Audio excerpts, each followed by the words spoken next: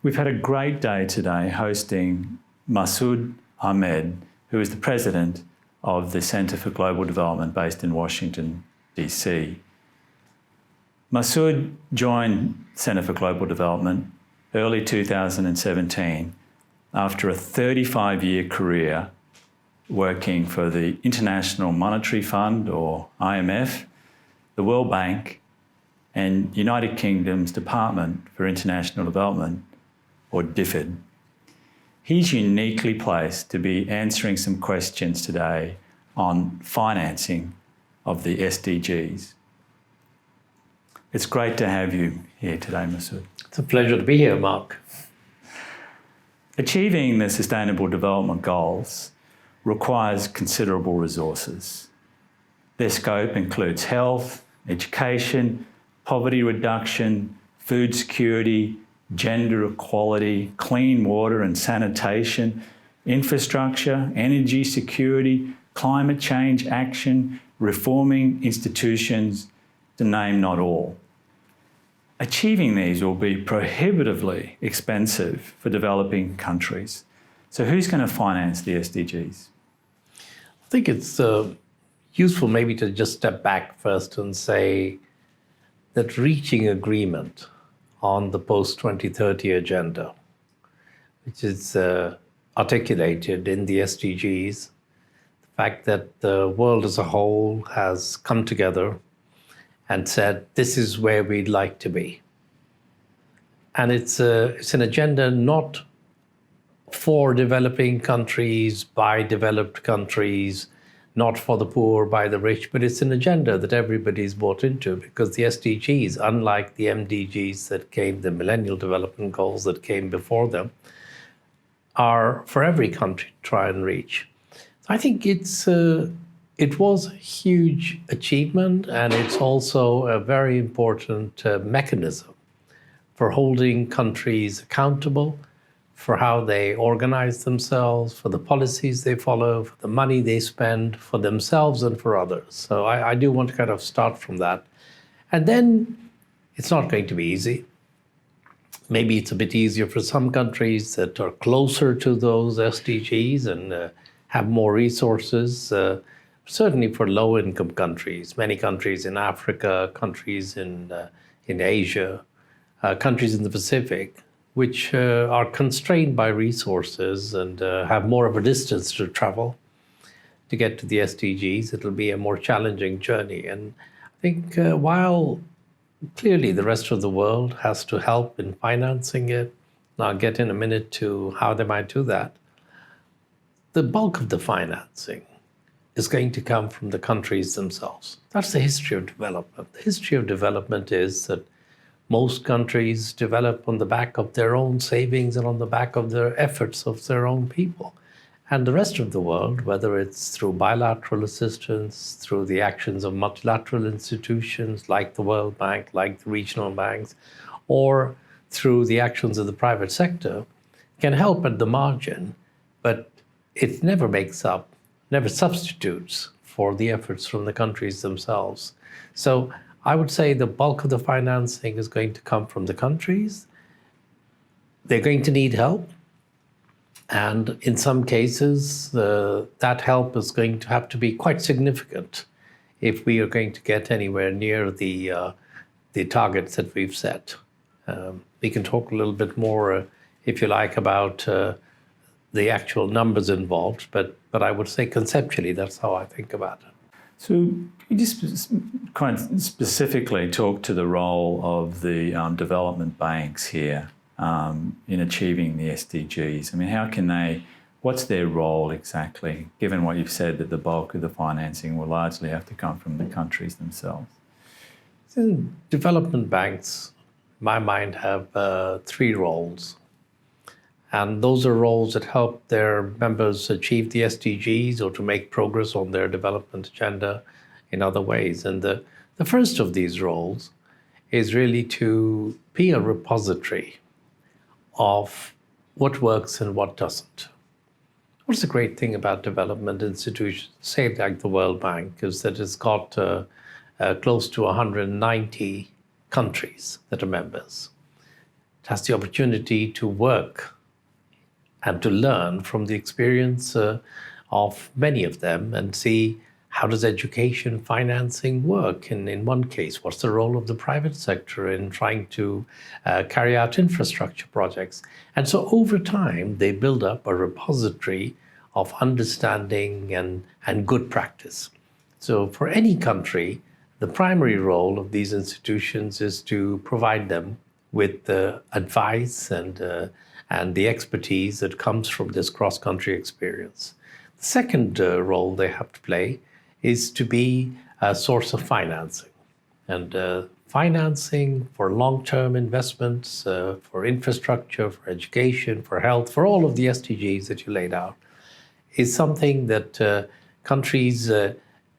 some countries can mobilize from private markets. Many countries can't mobilize it on the terms or that make it affordable for them and that are feasible. So for those countries, going to these international development banks is a big part of getting the necessary financing on the long-term funding they need for long-term projects, because infrastructure projects take a long time to mature. And it's not just the World Bank and the regional banks.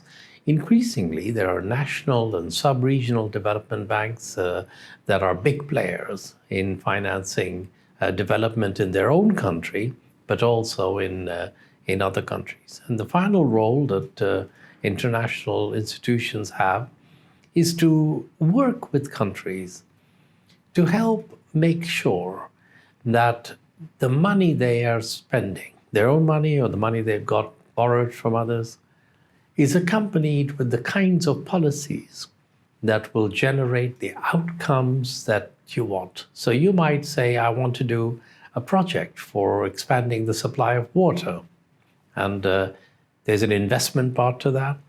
But if you don't have the right kinds of policies on how you price water, how do you incentivize people to come in and provide energy-saving solutions to the supply of water, then your investment is not going to pay off in terms of the same returns. So the role of the international institutions, the development banks, the IMF, when it comes to macro issues, is to help countries with the policy advice that makes the investments that they undertake deliver the returns they want and deliver them for benefits that can be shared not just by an elite in each country, but by a much larger community of their citizens. Can I just get you to expand on something you said?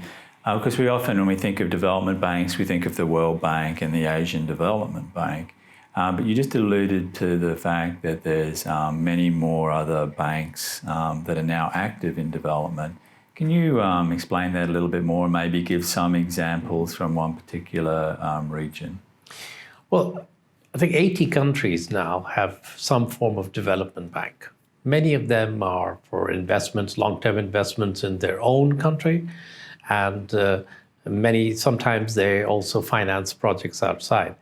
But these banks actually add up to a much larger portfolio than the World Bank and the regional development banks that we think of. Just to give you an example of one which is quite active now, it's the China Development Bank. The China Development Bank is a development bank that's been set up to finance projects in China, but also internationally. And it has a portfolio of about $2 billion. So the $2 trillion, sorry, just to get my numbers right, $2 trillion. And that just gives you a sense of how big these institutions can be. There's a lot of talk now about blended finance. Can you explain to us what exactly that is and why are people excited about the potential of blended finance? So blended finance, one way to think about it is to start from recognizing that the financing of development, particularly if you want to meet the SDGs, requires amounts of money that are much larger than you're going to get from development assistance, or ODA as we refer to it, overseas development assistance.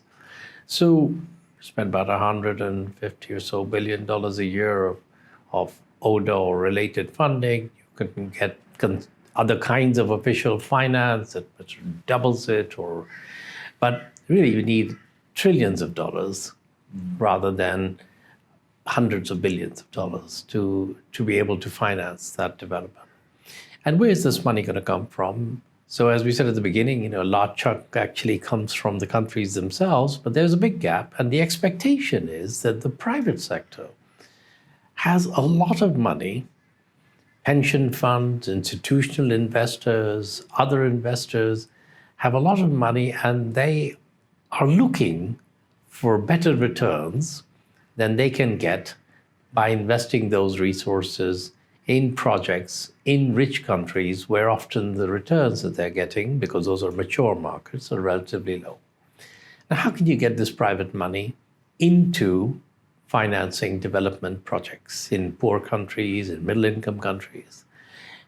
Sometimes there's a project which the private sector sort of looks at and says, I'm almost convinced, but really the returns don't add up to what I need to be able to make this investment, or the risks are too high, or you're asking me to finance a technology which is more climate friendly for this electric power plant, and the extra cost of that is something that I find hard to justify under my particular way of looking at projects.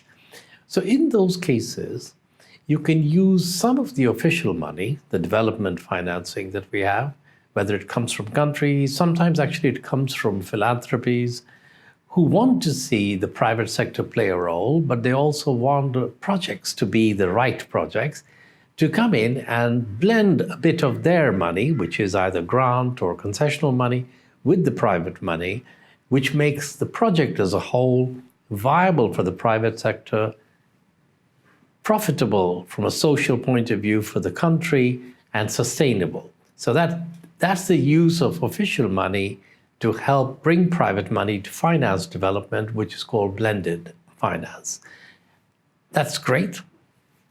I think it's worth remembering, though, that blended finance has to be approached in the same careful way as you approach any other use of public money. And blending official money with private money is not going to make something which is a bad project into a good project.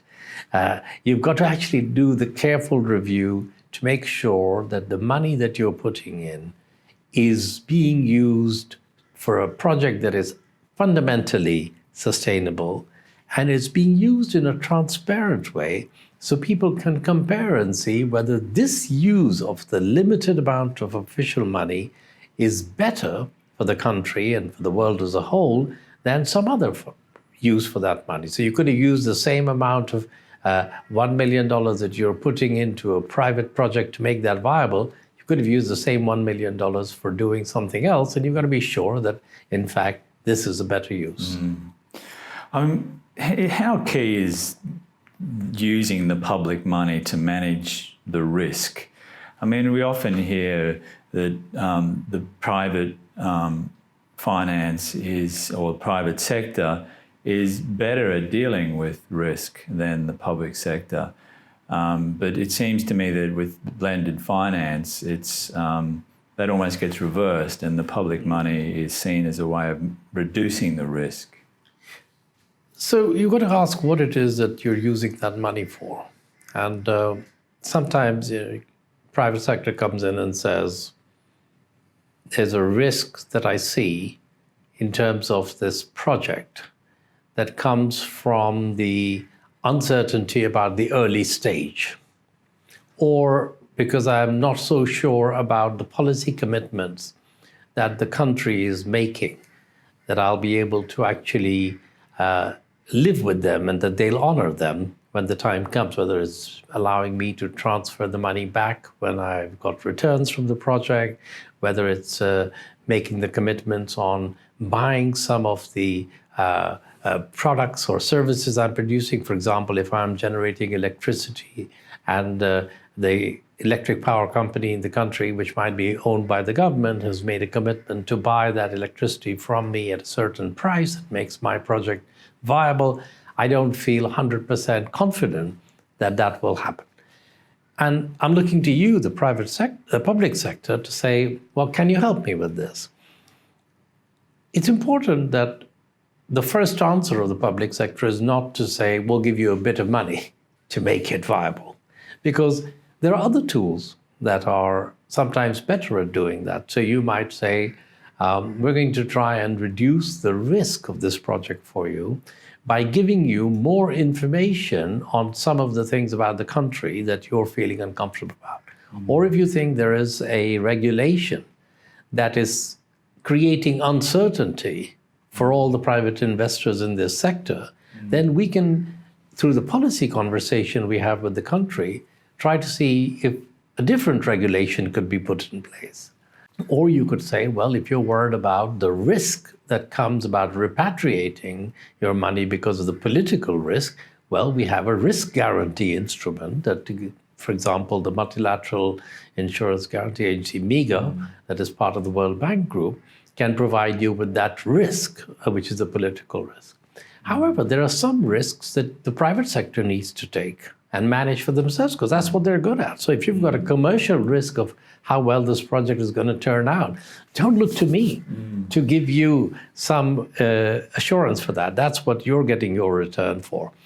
Sometimes the official funding is one of those instruments that is a better instrument than the guarantee or the policy conversation that I mentioned.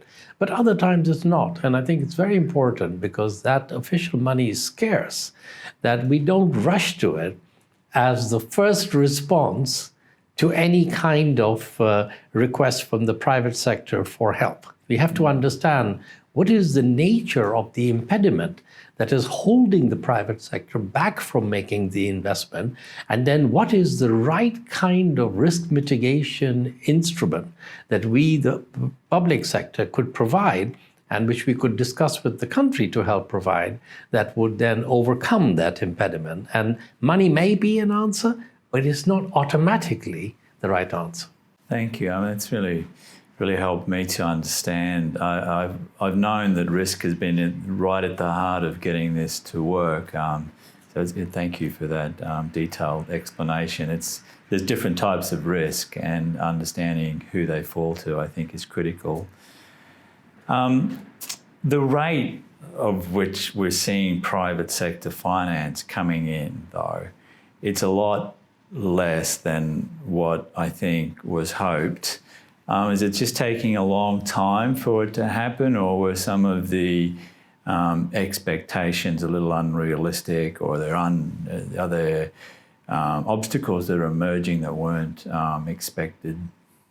That's a really good question, Mark. I think that people are struggling to figure out what the balance is across all those different possible answers. I think that when you look at what's actually happening on the ground, first, perhaps we had assumed that there was just this stock of private sector people waiting with their checkbooks on one side and a whole bunch of shovel-ready projects on the other. And if you just sort of said go, and there'd be this match and off they would go. Turns out that a lot of private sector people are finding out what it means to be involved in these countries. They sometimes have more limits on their capacity, on their ability to take risks than we'd anticipated, and that there aren't quite as many projects that are ready. So the pipeline is also an issue, particularly in many of the low-income countries.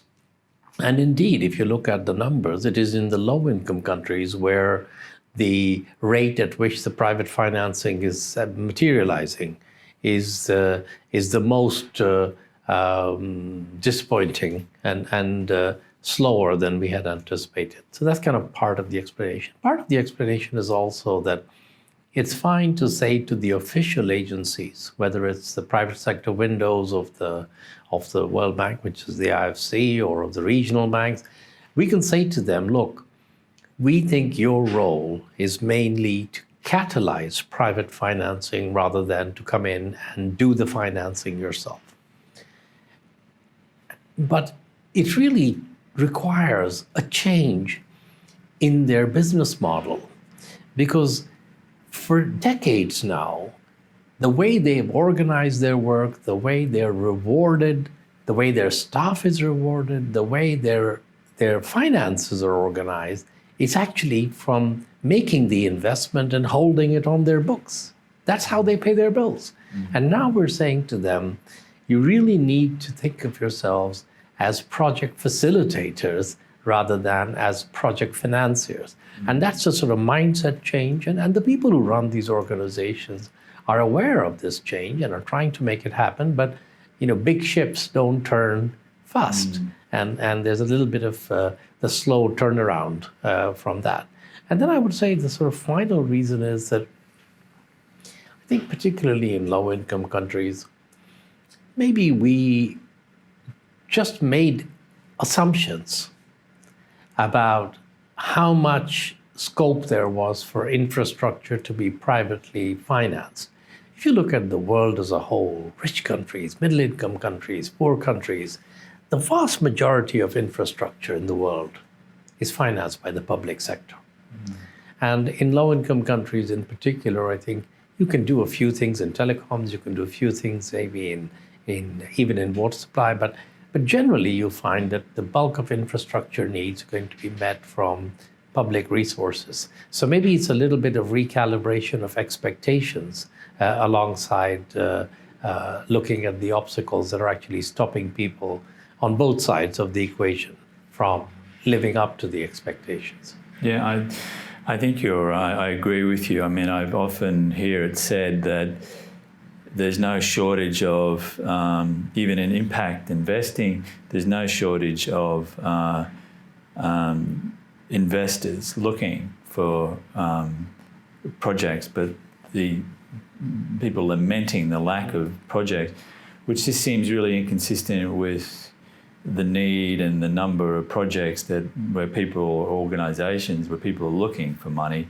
So I think they're actually looking for a particular type of project, and I think at times there's a real misunderstanding, almost ships in the night, of what is a project and what's a project that's going to give a financial return to the investor. But I think it's important not to sort of walk away from this agenda or give up on it, because the fundamental fact remains that for us to reach the SDGs, we're going to have to mobilize hundreds of billions of dollars of private money into the middle-income countries, into some of that into low-income countries. And I think we just need to recognize what the constraints are, work on them. Some of them the constraints are not very high level. They're just operational issues. For example, if you're a private project financier looking to work with the multilateral development banks, you need to go and talk to them about the conditions and terms they have. Each of them has a slightly different set of requirements. It has a slightly different set of forms that they want you to fill. And I think if you're a private financier, often you don't have a lot of time and institutional capacity and you want to move forward quickly. Well, maybe we can simplify some of those requirements. And again, I think that the thing that makes me optimistic is that when I talk to the leadership of these institutions, not only do they recognize the problem, they're also moving forward in trying to solve it. I think it's perhaps the shareholders, which are the countries that own these institutions, which don't send them a consistent set of messages. So we want them to work in the most risky environments, because we say that's where the value added is. Go and work in a fragile state, go and work in a low-income country. We want them to work on the more difficult projects, but we also want them to be profitable. And we also want them to do projects that don't fail. So we have a very low tolerance for failure, for project failure.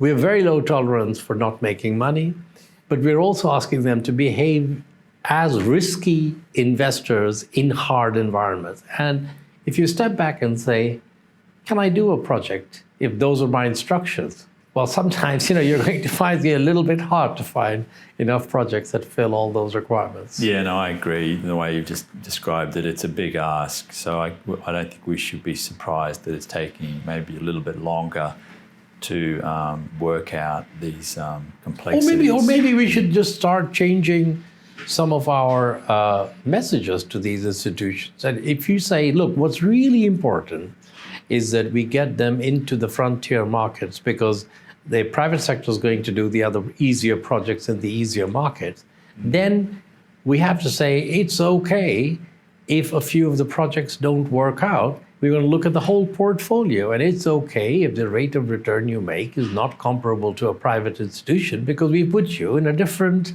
environment. And so I think we have to decide, what do we really want from these institutions? And then we've got to send their management the right set of signals. In your role in the World Bank, I guess on a cautionary note, you were involved in a lot of debt relief. Yeah. So what would you caution here in terms of low and middle income countries and the sort of financing arrangements that they enter into? Look, I would say dealing with the debt crisis is much more painful than the painful steps you have to take to stop getting into one. And difficult as the decisions are for countries and for lenders that would slow down the flow of finance towards projects that are unsustainable, or to countries that clearly want to do things but don't have the financing capacity to manage that extra debt. History shows that going forward without being confident that you can manage the financing and the repayments will get you into a situation where dealing with the consequences through debt relief or through some kind of debt restructuring is going to take away a lot more of your energy, of the gains that come from the project, and you lose many years of your economic and development prospects. So I guess my fundamental advice at this stage is that we see in about 30 countries, low-income countries, that debt levels have gone up quite significantly over the past 5 or 6 years, and that they are either in debt difficulties or at high risk of debt difficulties. And there's a famous adage that if you find yourself in a hole, the first thing to do is stop digging. And I think many of these countries and their lenders, now's the time to stop digging. I just want to ask a couple of questions about domestic constituencies. First of all, and both questions are almost two sides of the coin. The SDGs, there's a principle of universality. So it actually also applies to the poorest sections of high-income countries. So in the case of Australia, that would include Indigenous Australians, recent immigrants, sections of the drought-stricken parts of the country even. Have you had any, to what extent is that application of the SDGs to domestic population occupying the agenda? I think if you were to look at the agenda, you would say in many countries, people are conscious of the consequences of not dealing with that agenda. And in many countries, we see that a community of people, not necessarily the poorest and most vulnerable, but a community of people, often working people, have felt that governments, the markets, the way the economy is organized, has left them behind. And that's led to a not just a resentment and sometimes a support for populist leaders and populist policies, but also a lack of trust in a breakdown of trust in the institutions of government and in the international institutions as an extension of those governments. Now, so I think the agenda and the consequences of not dealing with it is there. The two difficult issues, one is if you were to ask people, are you relating this to the SDGs? And I think you would find that the degree of awareness of that link would be pretty uneven, but doesn't stop us from focusing on the agenda. And I think that's what in this case matters. But the difficult point is that sometimes the policies that are being adopted in response to those concerns, to that feeling of being left behind, aren't necessarily going to make the lives of people better off. Because sometimes those are policies that are more protectionist, or they try to close in and become isolationist. And I don't think that that's going to lead to a big improvement in the lives of ordinary people. And the second issue is that there is a rather unfortunate sometimes setting up of the community of people who feel left behind and the groups that you mentioned, which are sometimes the most vulnerable. So, you might say the people who you mentioned, new immigrants, or in the case of Australia, indigenous people, or in other countries, you have very poor people. Refugees, or even people who have been born in the country, but for many generations, they've their families have lived there, but they are just people who've not been part of that mainstream economy. And their needs and the needs of the people who feel left behind by globalization are really common issues that need to be addressed by policies that are going to be more responsive to reducing inequalities, to helping spread the social network and welfare. But they're sometimes presented as being at odds with each other rather than as being a common agenda. And I think that's important to address, because if we look forward now, you can see inequality has really increased in so many countries, rich countries, over the last 2 decades. And the combination of rising inequality, of the numbers of people who feel and are struggling to make ends meet, and where they don't see the prospects for their children as being even as good as their own, and their own prospects haven't been that great for the last 2 decades.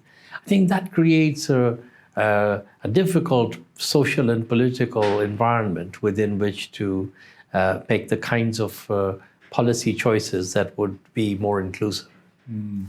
Of course, the other side of the coin is that, and this I think applies to all sections of a high-income country, that there is a trend towards more inward-looking national policies rather than often a reduction of aid assistance.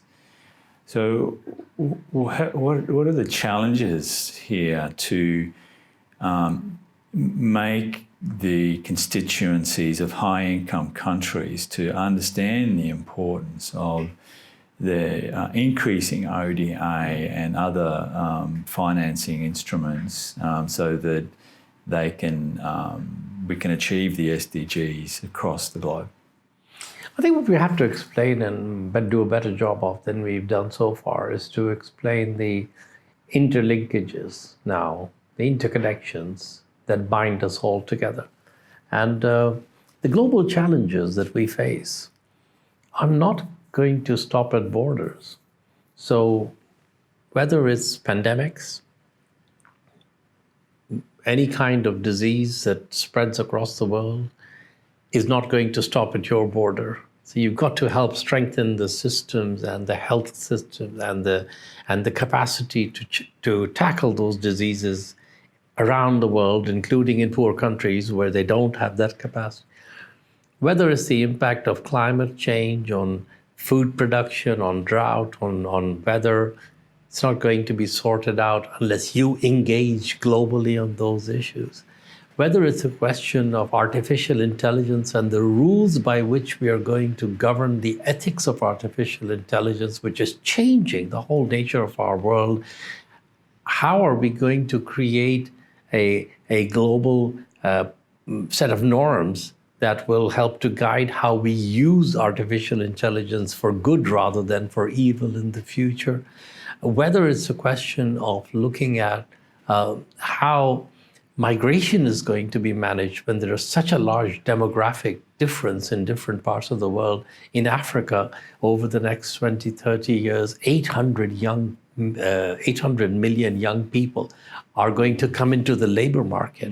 And how will they find a project for their lives? What number of them will be looking to find work and lives abroad rather than within Africa? And how we ensure that this is done in a way that is managed and organized rather than chaotic and leading to friction and social unrest. These are all challenges that require us to work across borders and as a global community. And I think the time has come for us to stop thinking of development as an us and them proposition. It's not just about what can we do to help poor people elsewhere. It's about how can we work with countries around the world to deal with common challenges, and improving the living standards in those countries is necessary to be able to enable them to deal with those common challenges. Because if they're going to be stuck in a trap of poverty and disease, and if you're not providing your share in helping them to get out of that situation, it's going to be very hard then to expect that the kinds of common challenges that we all face are going to be addressed adequately in those circumstances. And I think that's the narrative change that we have to bring about. Masood, I mean, that's a wonderful note to finish the interview. Thank you very much for your time. Well, thank you for giving me this opportunity.